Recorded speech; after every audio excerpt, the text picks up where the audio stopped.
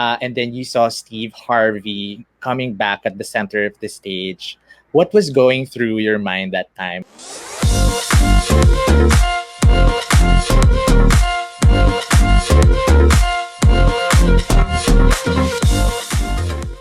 Thank you for sharing that.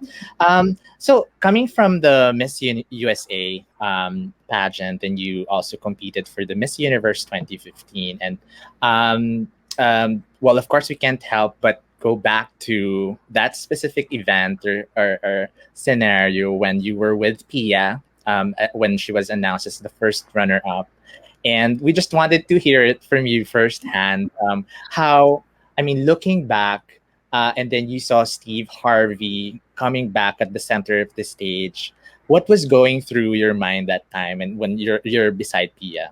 Did you have any clue that it's gonna be a different thing? Yes, his face was very clear that something was wrong.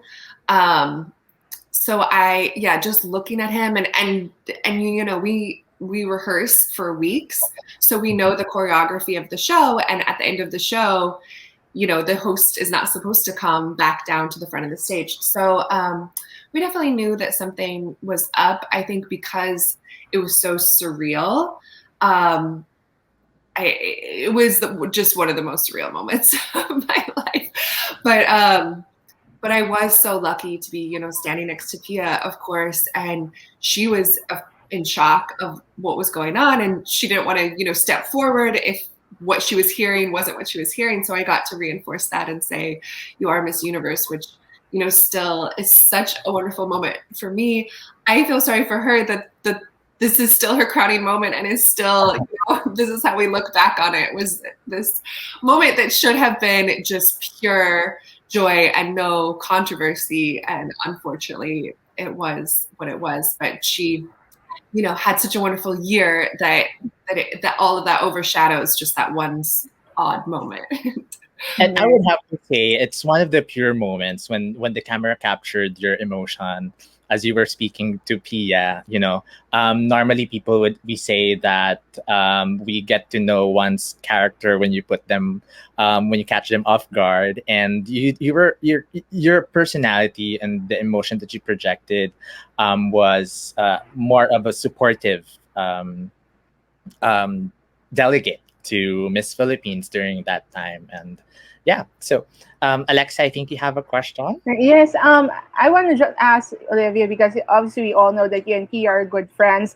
But aside from Pia, who were the other girls that you became close to during your time with the pageant? And have you been in touch with some of them in the past few years? Yes, my roommate was Miss Great Britain, Nina France, and she was incredible. Ironically, I am now, married to a man from London. So the first time that I went to meet his family, Nina also met up with us, and she showed us around London, and we had such a wonderful time. She's still such a beautiful woman in my life. But it was kind of like a small group. I had learned at Miss World where I had tried to meet everyone, and I spent so much time socializing that I was exhausted and couldn't focus on the task. So I think at Miss Universe, I was more like, Nina and I would spend a lot of time together. We would spend time with sort of because you're assigned a group.